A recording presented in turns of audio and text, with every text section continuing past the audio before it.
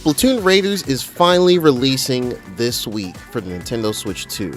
And as a longtime Splatoon fan since the beginning, had a Wii U with Splatoon and put over 2,000 hours in it, played a good amount of Splatoon 2 and Splatoon 3 on Nintendo Switch.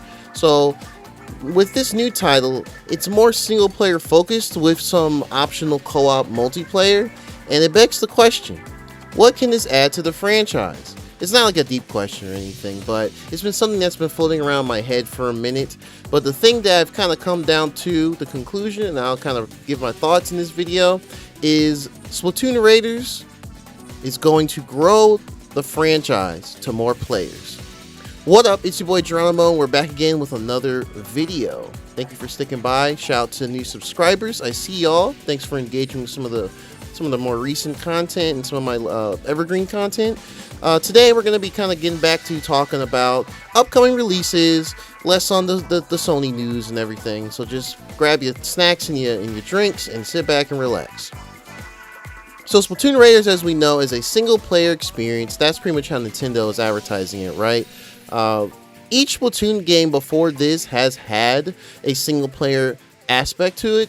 I believe Japan calls it, or not Japan, but Nintendo themselves will call it hero mode, but we're just going to call it the single player mode going forward in the video. And really, they can be seen as either a glorified tutorial with the basic mechanics as far as, you know, moving around as your Inkling, or Octoling in later games, utilizing your weapons at hand, swimming, and using your ink management, and overall just navigating these cool platforming levels with some bosses.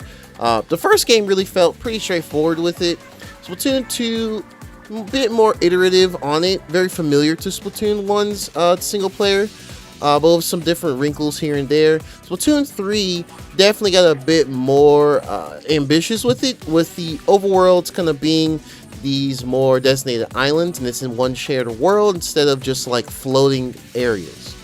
Splatoon Raiders comes in, and it's really a single player take on the PvE horde mode called Salmon Run, which is essentially you and 3 other Inkling or Octoling players have to fight off waves of these crazy salmon characters, which are called salmonids, and they can range from little tiny small fries that just want to bum rush you, these big dudes that create these giant green bombs that nuke things, and then just overall just causing absolute chaos in the entire arena. That game mode is super fun, and honestly, especially with Splatoon 3, there are plenty of players that just play that mode exclusively and don't even interact with the standard turf war or the other ranked modes in PvP. So I think Splatoon Raiders is going to be a very smart addition to the series, because it's good to have a side game, even though it's gonna be still like a mainline game, but they're kind of, you can tell with how they're pricing it. It's $60 physically and then $50 digitally, at least here in the United States. They're going for a more single player approach for it, so that can put a lot of resources into, instead of just like 3 different modes and, you know, most of it being the PvP, they'll put more into the actual environments.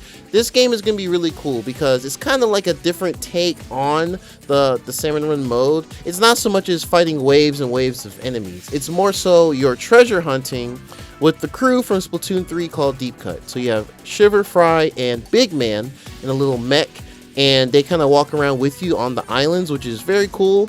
And it's cool to have a game mode where the Splatoon 3 main band, because each Splatoon game has like a band that kind of is like the focal point of, like, every time you boot the game up, there's the announcer, so on and so forth. And, you know, Deep Cut, while they are cool, and they did have some shine in the Splatoon 3 single player from 4 years ago, now we're going to get more with them alongside your character as you're going through these islands. And you're basically treasure hunting. That's kind of the gist of it, right? Just treasure hunting. There's going to be a bunch of salmonids that can bum rush and attack you. They have some different wrinkles on them too. Like, they are very similar to how they are in Salmon Run on Splatoon 2 and 3. Though they have some additional things, like they can have like these salty, much harder versions of them where they just attack more frequently, or they have way more health. And then you'll also be able to kind of dig deeper under different levels. Splatoon, well, not Splatoon, but Nintendo's been really into these underground layers with like Donkey Kong Bonanza last year and everything. But yeah, I think it's really good to have a more PvE focused game because there's a lot of players that don't really want to interact with the PvP stuff as much. Whether because the weapon balance or the special weapon balance can be obnoxious, which it can be. I'm not even gonna lie, it can be very obnoxious. But PvE, it's a bit more controlled. There's only 4 players, and you can really optimize your routes, different weapons you use. So I think it's going to be really good to have this focus here too. One thing that has me really excited about Splatoon Raiders personally, and especially as a longtime fan of Borderlands, is when you do these missions, whether you're doing them solo with your Shiver Fry or Big Man companion and the little mech robot, or you go online and have up to 3 other people rock out with you, or you even hop in their random game, you're going to be able to get different loot, different items that can help your build. You get these 2 side weapons that you kind of have mounted on your ink tank the whole time. You have 3 different ink tank classes. You have like speed, which as the name suggests, gives you more mobility with your certain gear, weaponry that you have attached to it. Power, which is more the heavy hitting type of abilities. And then your technical, which is what I'm the most interested in, where you can kind of place different like turrets or these things called bomb balloons, which are like bomb balloons. That's a 10 out of 10 name, by the way. When they kind of float in the air, and if you shoot them while they're attached, they'll explode and make things die like immediately. And yeah, so that thing is really cool. They're adding these extra additions to the standard Splatoon gameplay loop overall. And not only that, when you finish the runs, you'll be able to get different weapons. They're pretty much, from what I've seen and what's come out in other outlets, there seems that the weaponry that you do get are pretty much just the standard weapons from Splatoon 3. So like newer additions like the Splatanas and the Tri-Stringer, which is the bow, those should be in there as well. But I really like how they've given them like different designs to kind of show that you're picking up random scrap and trash that's kind of washed ashore these random islands or these different locales as you go through, and it kind of gives them a different identity that like this is a different Splatoon experience, though familiar in some certain ways. One other thing that also has me really excited, and I think it's going to be a bigger draw as well for this game for other people, is Splatoon 1 through 3, the vast majority of the maps and environments have always been this kind of urban landscape or like some different locales in like a fictitious Japan city or Japanese cities in general. And while that is great, I'm looking forward to these newer biomes. So far we're getting like islands with like actual sand and wide ocean. There seems to be some lava-ish type location. And of course, digging deeper underground, you'll kind of get more kind of similar to Salmon Run Horde mode maps, but it'll be in kind of a more underground aesthetic. So I think they're hiding a lot from us too regarding this game. I think they're hiding quite a good bit of stuff from it. And I know when this video goes up, we should have reviews probably in the next day or 2 after this. So we'll probably know very soon the full breadth of what this game has to offer, and they'll likely have some lore and story bits that they'll unravel as you go through, because Splatoon, despite its bright, bubbly, fresh aesthetic, definitely has some darker, more sinister undertones regarding how this world came to be. There's no humans. There's only like 2 human cats, or not human cats, 2 real cats. But yeah. So yeah, that's essentially it. I do think that a lot of people are going to get really into it as well. Splatoon, Nintendo Switch 2 is a much stronger hardware.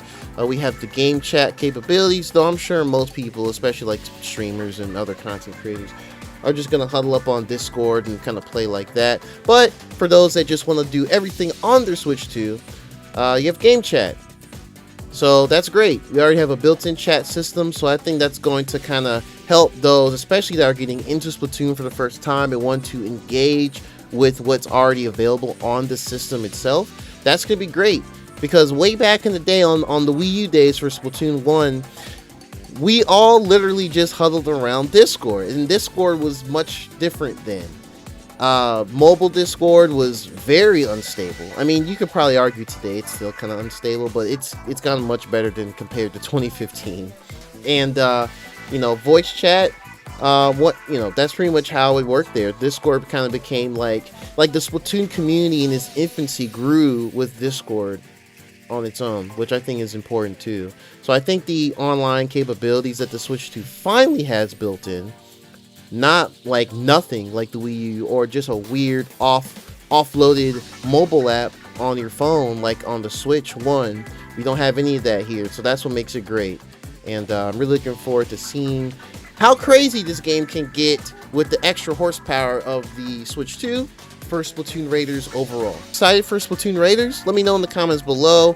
And if you want to see me do some videos on it and maybe possibly do a stream, let me know as well. I've been thinking about it. I might bring back streams for YouTube side just to have it up on here, or I can just do it on my Twitch and then send it to my secondary channel, which the links will be in the description below.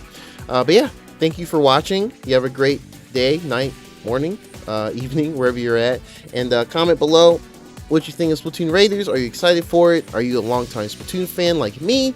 Or are you getting into it for the first time because you just got Switch 2 and you're looking for new online PvE experiences? Love to chat with y'all down there. But yeah, thanks for watching. Like, comment, subscribe for more videos like this and more. And I'll catch you next time. Peace.